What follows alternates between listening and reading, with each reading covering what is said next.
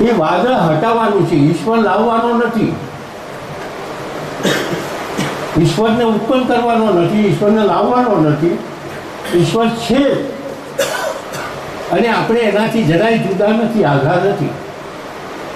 મનુષ્ય, માત્ર મનુષ્ય, પૃથ્વી ઉપરનો કોઈ પણ મનુષ્ય જરાય છેટો નથી. પણ આ બેને દૂર કરવા પડે. હવે આ બે દૂર તો એટલું બધું છે કે વર્ષોથી આ ઘટમાળ બેસી ગઈ છે, જેને ગ્રંથિ કહે છે. ગ્રંથિ, શાસ્ત્રની ભાષામાં ગ્રંથિ. ગ્રંથિ એટલે ગાંઠ. ગાંઠ એવી બધી બંધાઈ ગઈ છે કે હું બ્રાહ્મણ છું, હું ક્ષત્રિય છું, હું વૈશ્ય છું, હું એન્જિનિયર છું, હું ડાક્ટર છું, હું ફલાણાનો પુત્ર છું. ગઈકાલે તો વાત કરી કે હું પુત્ર છું એ કંઈ છે જ નહીં. કોણ પુત્ર છે અને કોણ મા બાપ છે ગઈકાલે તો આપણે વાત કરી. છતાં આજે થોડાક ભાઈઓ આવ્યા છે તો આપણે વાત કરીએ. મા બાપે શરીર સંબંધ બાંધી અને એક બીજનું રોપણ કર્યું, અને એ પણ અકસ્માત. પોતાના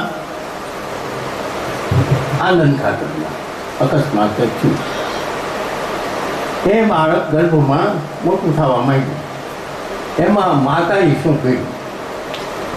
મા ઊંઘ ખાય છે અને બાળક અંદર મોટું થાય છે, પણ બાળકનું જે ઘાટ બને છે, પગ બને છે, હાથ બને છે, આંચો બને છે, હૃદય બને છે, ફેફસા બને છે, આંતરડા બને છે, એ બનાવવામાં માતા કે પિતાનો કોઈ હાથ નથી. છતાં બની રહ્યું છે. એ આ બનાવી રહ્યું છે તત્વ. એ તત્વો બનાવી રહ્યું છે. પ્રકૃતિનું તત્વ છે, પ્રકૃતિનો ધર્મ છે. પણ એ આ ન હોય તો ન થાય. ન એટલે શિવ અને શક્તિ હોય તો જ થાય. શક્તિ ને શિવ સાથે જ છે. એટલે અંદર જે થઈ ગયું છે એનું આખું બંધારણ એ શિવને શક્તિ જ કરી રહી છે. એમાં આપણે જીવાત્મા કાંઈ કરતો નથી. જીવાત્મા ભાર ઉપાડે છે.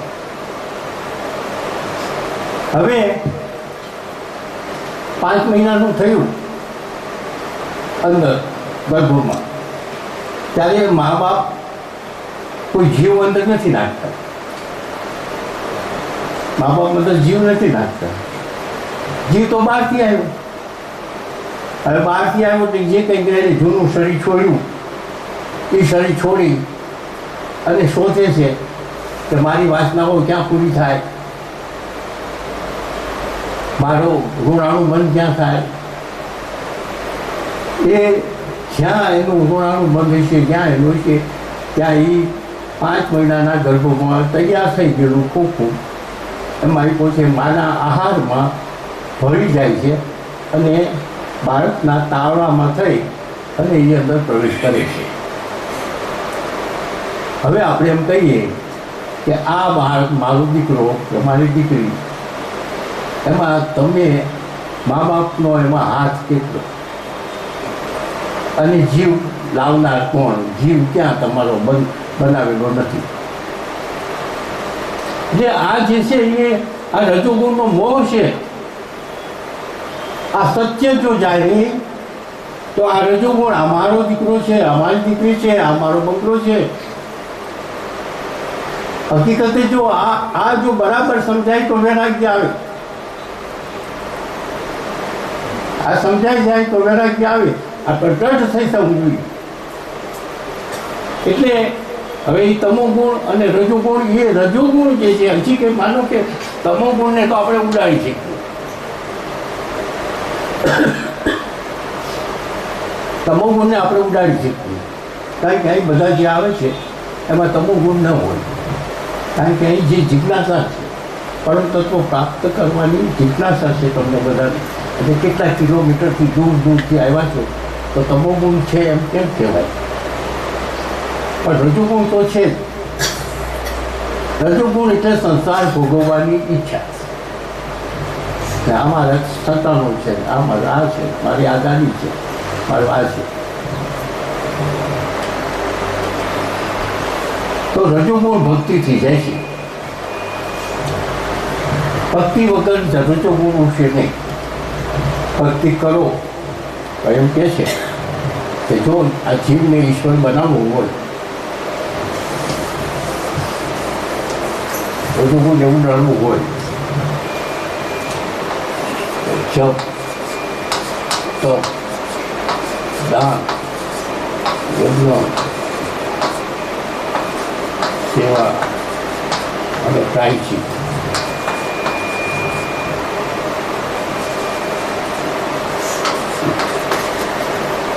એક, બે, ત્રણ, ચાર, પાંચ, છ.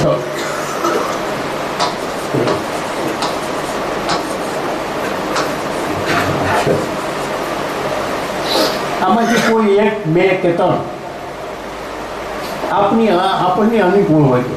બીજું તો છે પણ એ શું છે કે સંસારી માટે નથી.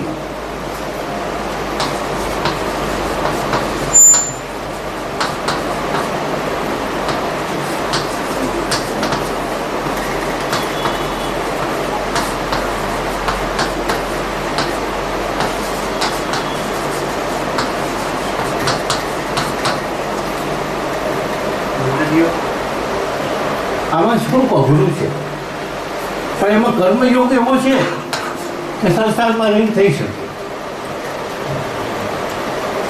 કર્મયોગ એવો છે કે સંસારમાં નહીં થઈ શકે. બાકી આ તો બધું થાય. ગઈકાલે વાત કરી નહીં કે કિચુડમાં આ કરી શકાય. ગઈકાલે વાત કરી કે કિચુડમાં થાય. કિચુડનો અર્થ આજે નવા ભાઈઓ છે એટલે થોડો બતાવી દઉં.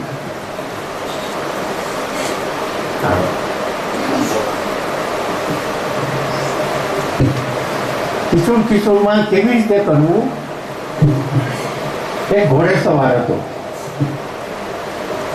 ઘોડે સવાર સીમમાં જતો હતો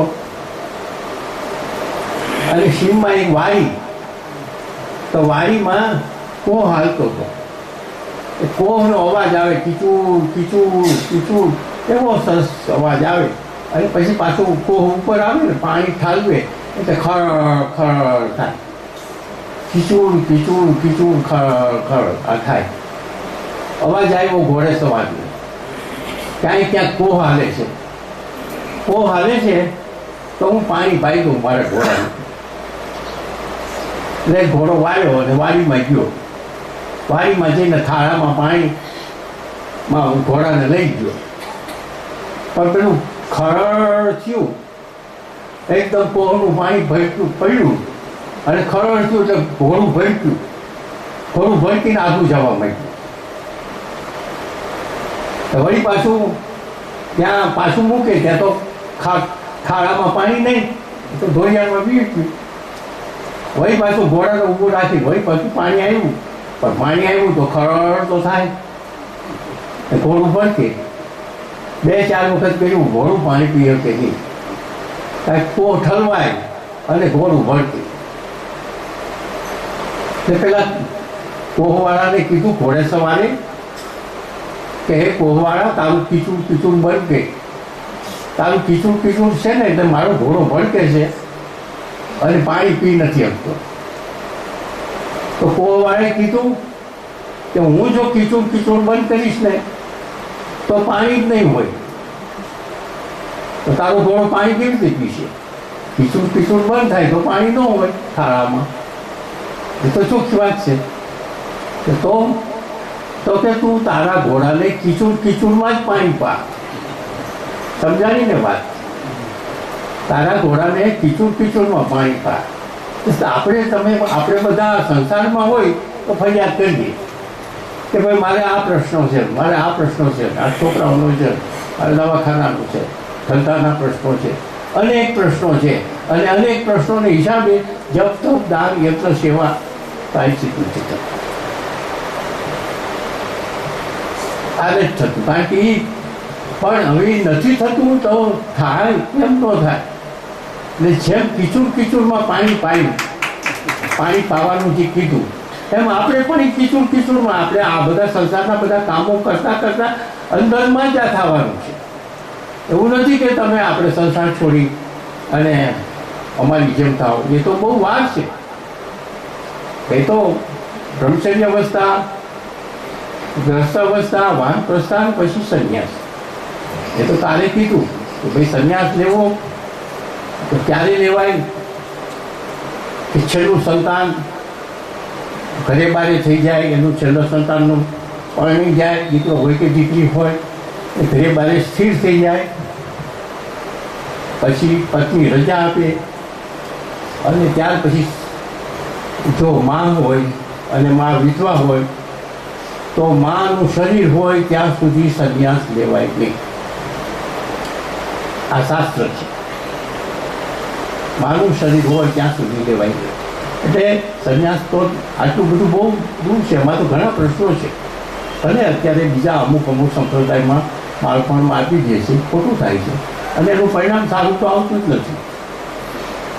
પણ આપણા ઋષિમુનિઓએ જે ભાગ પાડ્યા છે એ 4 ભાગ પાડ્યા છે, એ પ્રમાણે થવું જોઈએ. એટલે આપણે વાત તો આપણી શું છે કે આપણે જીવમાંથી ઈશ્વર બનવું છે. આ જીવનો છેદ ઉડાડીને ઈશ્વર થવું છે. તો એના માટે થઈને ભક્તિયોગ, ધ્યાન યોગ એ તો બહુ મોટી વાત છે. પણ તમે આપણે કર્મયોગ કરી શકીએ. સંસારમાં રહીને કર્મયોગ થાય એમાં 2 વાત છે. ફક્ત 2 જ વસ્તુ ધ્યાન રાખવાનું કે કરતાપણું અને અહંકાર. આ મેં કહેલું કરતાપણું અને ફળની ઈચ્છા. એની ફળની ઈચ્છા ન રાખવી. જે કંઈક આપણે કર્મ કરીએ છીએ એ કરતાપણું ન હોવું જોઈએ ને ફળની ઈચ્છા ન હોવી જોઈએ. તો એ કર્મયોગ થયો. અને જો ફળની ઈચ્છા રાખી હોય કે કરતાપણું હોય તો એ કર્મ થઈ ગયું. કર્મ અને કર્મયોગમાં ફેર આટલો જ છે. કરતાપણું ન હોય ને ફળની ઈચ્છા ન હોય તો કર્મયોગ કહેવાય. જે કર્મ તો એનો જ છે, પણ ફળની ઈચ્છા હોય અને ફળની ઈચ્છા હોય એ કરતાપણું હોય તો એ કર્મ થઈ ગયું. કર્મ થઈ ગયું તો કર્મમાં બંધન થઈ ગયું. તો બંધન થઈ ગયું. તો કરતાપણું નથી. આપણે બધા એમ કહીએ છીએ કે આ મેં કર્યું. આપણે બધા એમ કહીએ કે આ મેં કર્યું. ઘણી વખત એવું પણ હોય છે કે આપણે ક્યાંક કહીએ તો એમ પણ બોલીએ કે હું કાંઈ કરતા નથી, હું કાંઈ કરતા નથી, આ તો પરમાત્માએ દીધું છે અને મેં આ દીધું છે. એવું બોલીને કહીએ છીએ, છતાંય કરતાપણું આવી ગયું. એવું બોલીને કહીએ તો કારણ કે અંદરનો ભાવ નથી અને એ સમજણ નથી. કરતાપણું હું નથી, કરતાપણું એની સમજણ નથી અને આપણે માત્ર બોલીએ. સમજણપૂર્વકનું જો અકર્તા હોય તો એ અકર્તા, તો કર્મયોગ થઈ ગયો. હવે સમજણ શું છે કે અહંકાર.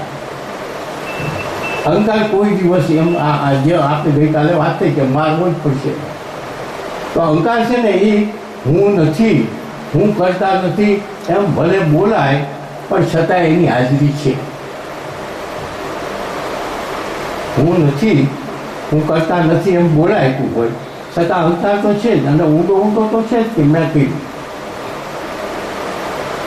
તો હવે આપણે મન, બુદ્ધિ, ચિત્ત અને અહંકારની જે વાત થઈ ગઈકાલે વાત થઈ કે એ સૂક્ષ્મ છે. પ્રકૃતિ જે છે સ્થૂળ, સૂક્ષ્મ, સૂક્ષ્મ, સૂક્ષ્મ, સૂક્ષ્મ, અતિ સૂક્ષ્મ, જેને સૂક્ષ્મ સ્તર કહે છે. સૂક્ષ્મ એટલે અણુ પરમાણુની જેમ સૂક્ષ્મ નહીં. બરફ છે તો બરફ સ્થૂળ છે અને બરફ ઓગળે તો થોડોક સૂક્ષ્મ થયો કહેવાય. પાણી થયું, બરફની સ્થૂળતા પાણીની સ્થૂળતામાં ફેર પડ્યો અને પાણીને ઉકાળીએ તો એ જ બરફ જે હતો એનો વરાળ થઈ. બરફ તો એ જ હતો, ઉકાળીએ તો વરાળ થયું. વરાળથી જે બરફનું સ્વરૂપ સૂક્ષ્મ થયું. બરફનું સ્વરૂપ સૂક્ષ્મ થયું, વરાળ થઈ, અને વરાળમાંથી બાષ્પીભવન થાય એ ઉડી જાય ને આપણે દીખી ન શકીએ, તો એ અતિ સૂક્ષ્મ થયું. તો એ બરફ જે હતો એનું સૂક્ષ્મ થયું, એનું સૂક્ષ્મ થયું, એનું સૂક્ષ્મ થયું. નાશ તો થતો જ નથી. પૃથ્વી ઉપરના કોઈ પણ પદાર્થ હોય એનો નાશ થતો નથી, એનું રૂપાંતર થાય છે. એમાંથી એનું રૂપ થાય તો રૂપ બની જાય.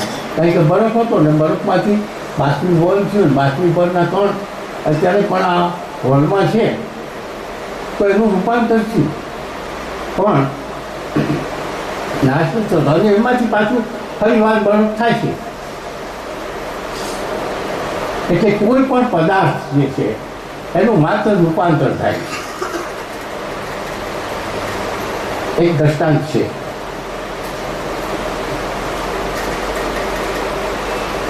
એક હકીકત સત્ય છે કે આઝાદી પહેલાં એક રામ કરીને એક હિમાલયમાં તપ કરતા હતા, અને એના એક ગુરુ હતા. ગુરુએ કીધું કે પ્રકૃતિનું રૂપાંતર થાય છે. તો ગઈકાલે કે પરમ દિવસે મેં વાત કરી કે આપણે ઘાસ ખાઈએ, હરણ ઘાસ ખાય તો ઘાસનું રૂપાંતર હરણ છે. ઘાસ ઘાસ જ છે, ઘાસનું રૂપાંતર હરણ છે. અને વાઘે કે સિંહે હરણને ખાધું તો એને ઘાસ ખાધું એમ કહી શકીએ આપણે, કારણ કે એનું રૂપાંતર જ થયું છે. પણ એ રામ જે હતા ને એને કબૂલ ન થયા એના ગુરુ પાસે કે એવું કાંઈ હોય, એવું કાંઈ બને. એટલે કે તું જા હિમાલયની અંદર હજી આગળ એક એવું એવા એક મહાન સંત છે એ તને સમજણ પાડશે.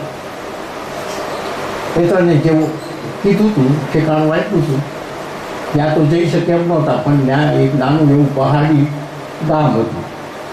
ગામના આગેવાન મળ્યા કે ભાઈ આવા કોઈ સંત મહાત્મા કોઈ બરફની ગુફામાં કોઈ કરે છે તપ.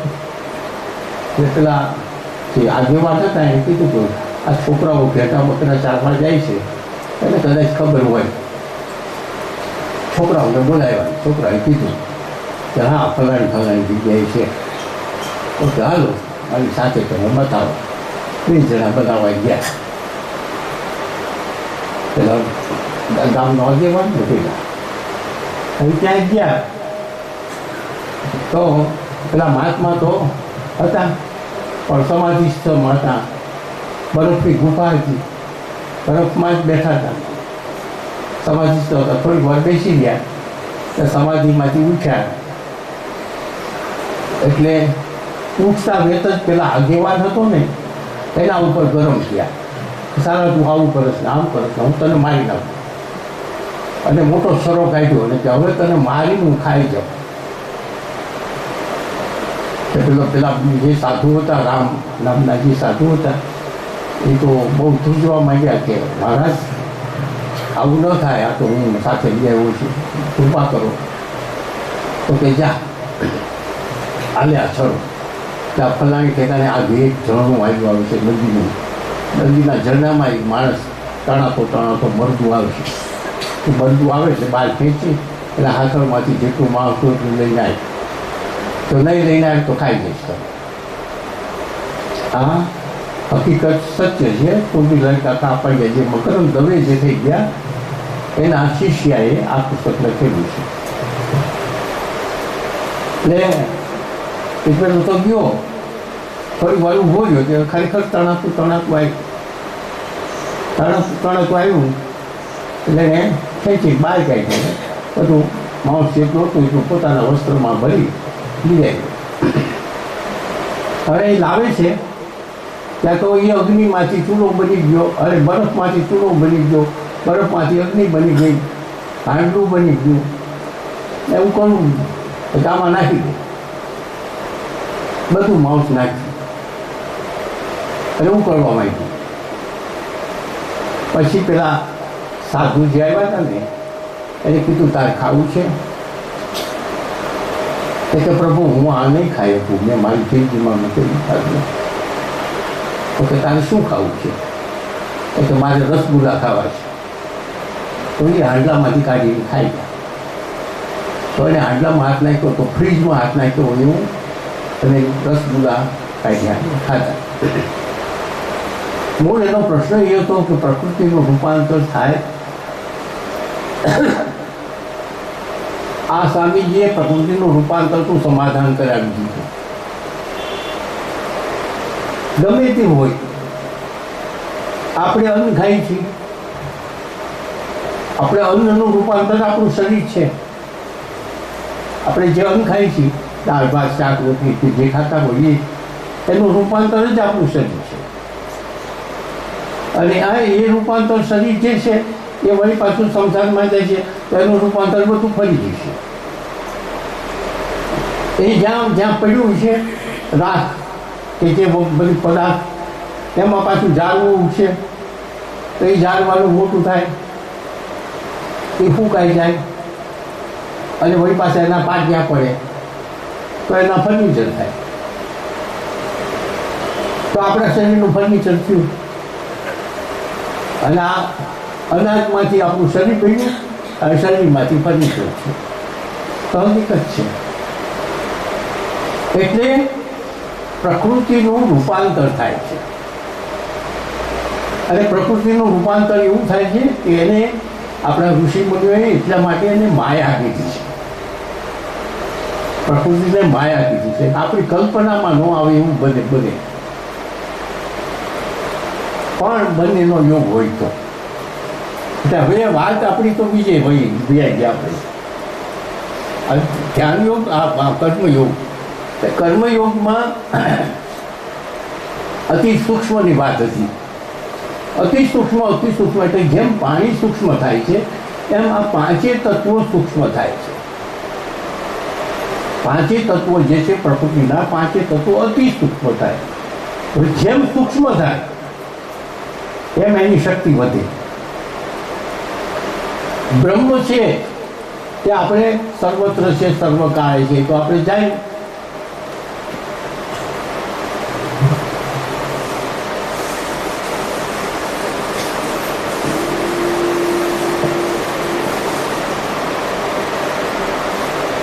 એક જાડું દોરડું છે, પાતળું થતું જાય છે, એમાંથી પછી આમ દોરડો થાય છે. આ એનું સ્ટેપ છે. હવે આ દોરડું આખું બધું પાણીવાળું કર્યું. આ દોરડું આખું પાણીવાળું થાય છે. હવે આમાં પાણી હોય જાડા દોરડામાં, તો આપણને પાણી દેખાય નહીં. આમાંથી પાણી હોય જાડા દોરડામાં, પાણી દેખાય નહીં. પણ દોરડું પાતળું થાય તો એની માથે પાણી દેખાય. હકીકત છે ને. જાડા દોરડામાં પાણી ન દેખાય, પાતળું થાય તો પાણી દેખાય. આ જે સ્થૂળ પ્રકૃતિ છે, આ પથ્થર છે, આમાં જે પાણી નથી દેખાતું એમ આ સ્થૂળ પ્રકૃતિમાં પરમ તત્વ છે પણ નથી દેખાતું.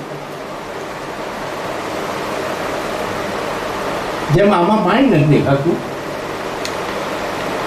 એમ આ ઈંટમાં, આ પાટિયામાં, આમાં આપણે કોઈ એવું અણુ પરમાણુ નથી કે જે પરમાત્મા એમાં ન હોય. છતાં આપણે એને કહીશું જળ. તો જળ એને કેમ કહેવું? કોઈ પણ પદાર્થ ક્યાંય પણ અણુ સર્વત્ર છે, સર્વકાળે છે, તો કોઈ જગ્યાએ પરમાત્મા નથી એવું નથી. તો એની સાબિતી શું? આપણે એમ કહીએ કે આ આખી રીત છે, આ દિવાલો છે, એમાં પરમાત્મા નથી, એમ આપણે નથી અનુભવી શકતા નથી. ઝાડમાં અનુભવી શકીએ કે ભાઈ ઝાડમાં વિકાસ થાય છે, ડાળી ફૂટે છે, એમ કઈ ઝાડમાં છે, માણસમાં છે, પશુ પક્ષીઓમાં છે, એમાં આપણે કહીએ. પણ આ તો આ ઈંટોમાં છે એમ કેમ કહીએ? તો ઈંટ જે છે, આ બધા મકાનની અંદર ઈંટો છે. આ મકાન જે આખું છે 200 વર્ષ 300 વર્ષ પછી આ મકાન ખંડિત થવાનું છે ને, આ ઈંટ છે એ ધૂળ થવાની છે ને 200 વર્ષ. તો એ જે ઈંટમાં ધૂળ થવાની પ્રક્રિયા અત્યારથી ચાલતી હોય તો એ 200 વર્ષે ધૂળ થાય. આ ઈંટને ધૂળ થવાની પ્રક્રિયા આજથી ચાલતી હોય તો હવે આજથી ચાલે છે એ વાત પાકી છે. તો એ જે નાશ થવાની પ્રક્રિયા કોણ કરે છે?